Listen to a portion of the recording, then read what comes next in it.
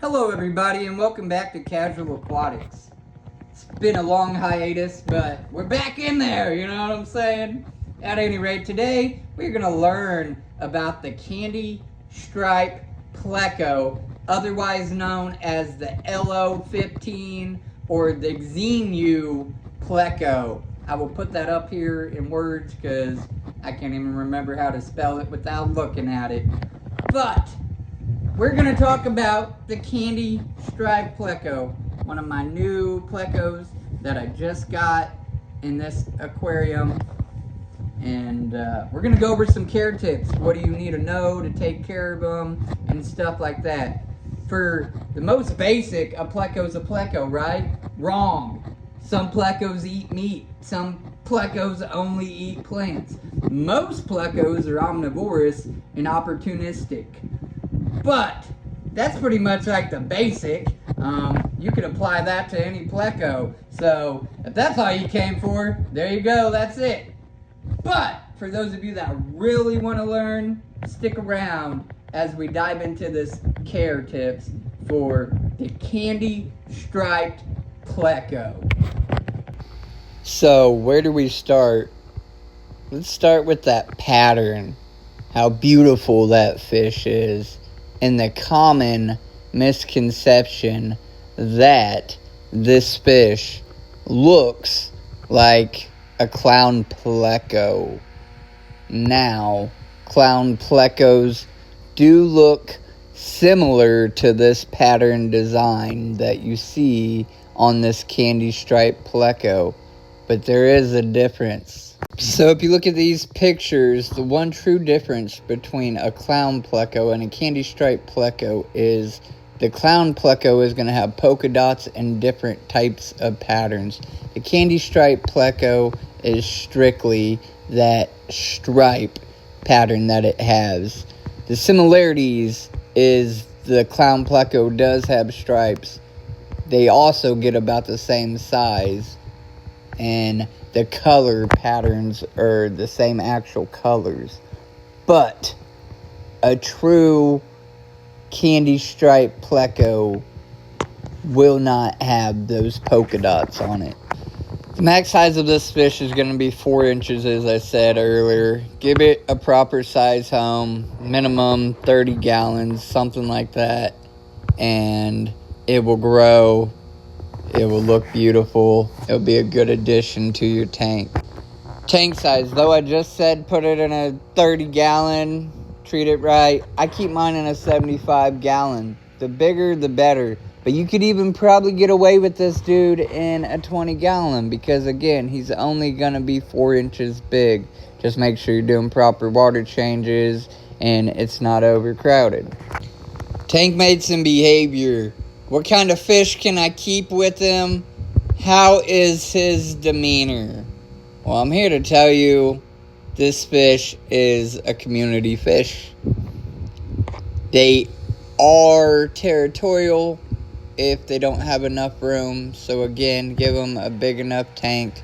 I wouldn't put more than, unless you're trying to breed, maybe 2 or 3 per my 75 gallon tank. And obviously they're catfish, they're hardy shell, but bigger fish can pester them and pick on them, so I would not keep them with cichlids or nothing like that. Pretty much a species only tank, or in a community setting. I have all kinds of barbs and guppies and stuff like that in this very tank that it is in right now. Where did it go? Will I see it? A lot of plecos, you buy them, you put them in your tank, and you never see them again because they're always hiding or whatever. This guy, in my experience, is all over the tank. There's times he's going to be hiding under some driftwood or behind a plant, but you'll also find him out and about on your glass, in the forefront of your tank, unlike some other plecos. So you definitely will see this guy. I have a blue phantom in here that I've had for a couple years. I don't see that phantom as much as I see this pleco. As far as tank temperature goes, these guys should be kept anywhere from 72 to 85 degrees Fahrenheit, and more so in that middle range.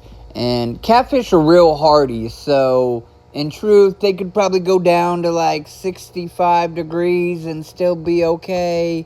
I know my winters get kind of cold, but with the heaters holding out, sometimes we get down to like that 73 temperature, but they seem to do okay.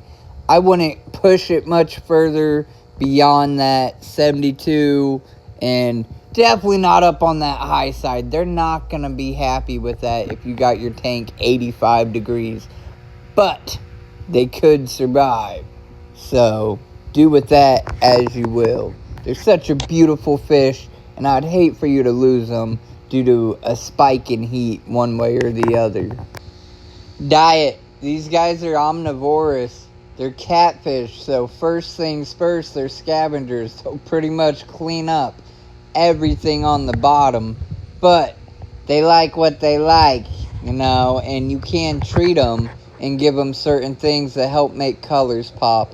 This tank gets fed with a variety of wafers, pellets, flakes, and even live foods and bloodworms, so it does not lack the opportunity to have a little bit of everything.